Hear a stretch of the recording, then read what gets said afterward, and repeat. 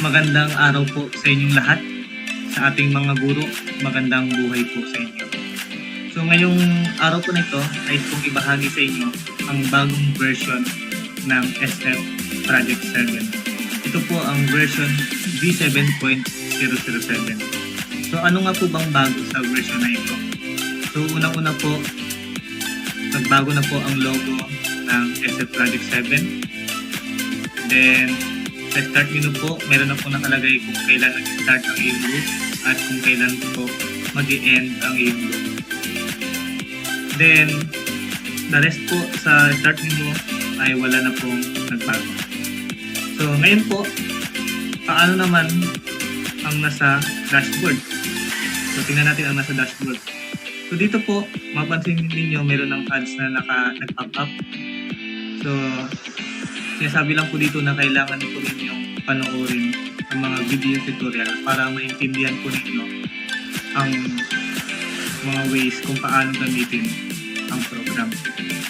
So dito po, there are still 5 steps na kailangan gawin sa program. First po ay data registration.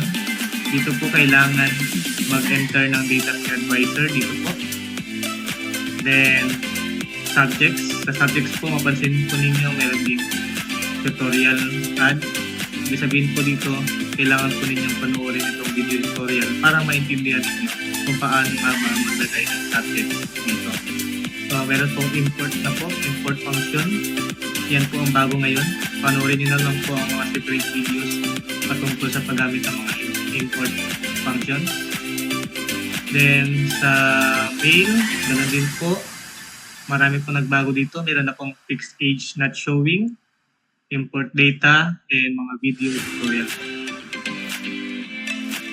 Then female, ganun din po. So panoorin niyo po yung mga video tutorial na yan dahil naka-specific po yan yung topic about yan. So kung ano po yung topic, kung ano pong page ang nandito, yun lang din po ang dinidiscuss din po sa video. Next po, irregular. So panoorin niyo po ang video tutorial para maintindihan po ninyo kung paano gamitin ng irregular data, paano mag-input ng data ng mga irregular. Next po ay input range. So dito, ganun din po, meron din po itong import function and video tutorial. Yan yung bago ngayon sa import function ng version V.007. Next po sa grade 12, ganun din po, and sa irregular. Sa irregular, walang import. Pero meron itong video tutorial kung paano gamitin ang irregular grades. Next po, meron ang next naman po ay yung one-click generator na. So, meron na rin pa rin po yung generator. Dalawa lang po yan. Report card generator and certificate generator. So, panoorin nyo rin po ang video tutorial ng report card generator. Kung paano gamitin ito. Ang kagandahan po nito ay sa inyong report card template ang gagamitin para mag-generate, hindi po sa amin. So, malaking bagay po yun dahil kayo po ang mag-edit ng template niyo. Forward lang sa akin at lalagyan ko po yan ng code para mag-generate na po. So, panoorin niyo po ang video tutorial paano mag-generate ng report card. Then, ganoon din po sa certificate. Watch niyo lang po ang video tutorial. Ito po, kayo din po ang magbibigay sa akin ng template ng certificate ninyo na naka-Microsoft PowerPoint at yan po ay i-generate natin. Next naman po, ang school form 10. So dito po mayroon din video tutorial yan dito. Then, i-select lang po ang name ng teacher. Sa taas po ang male and sa baba ang female. Automatic po yan, i-change po yan ng data. So, meron din pong separate video tutorial kung paano gamitin. Dito po, panoorin nyo na lang po. Next naman ay ganoon din sa SF10 Mac. Then, meron din pong SF10 automated para sa irregular. At saka sa grade 12 irregular din. Then, summary, meron din po itong completion of honors from grade 11 and grade 12. May quarter po ito and semester. Click lang po ang first quarter and or kung namang quarter yan. Then makita nyo na po yun yung general weighted average and yung kanyang remarks kung with honors ba siya or hindi.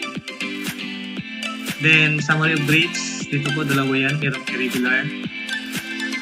Yan po yung summary of grades na regular. Ito po ay ready to print na. Sa long, one paper. Then, regular din po. Sa regular, from grade 11, first quarter. Ito po yan hanggang by semester. So, scroll right nyo lang po yan para makita nyo ang mga details. Ang gagandaan po ng program ay meron po itong School Form 2. Dito po, fill up lang po ang mga relevant details sa right side. Then after that, click mo lang po yung month. Select mo po kung anong month na po. Then automatic po yan. Mag-change na po, maglalagay na po yan ng details ng student. And sa baba, meron na rin po.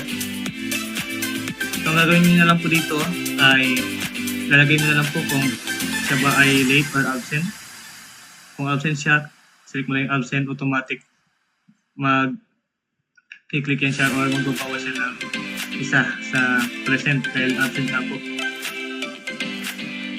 Then, mga vacant sheets po, meron din pong button dito para i-hide ang mga vacant sheets. Then, kapag holiday, click mo lang din po yung add holidays. Then, kung yung mga transferred out, click lang din po yung hide transferred out or drop out icon. Kapag narito, click lang po yung guide para maintindihan po niyo ang gagawin niyo.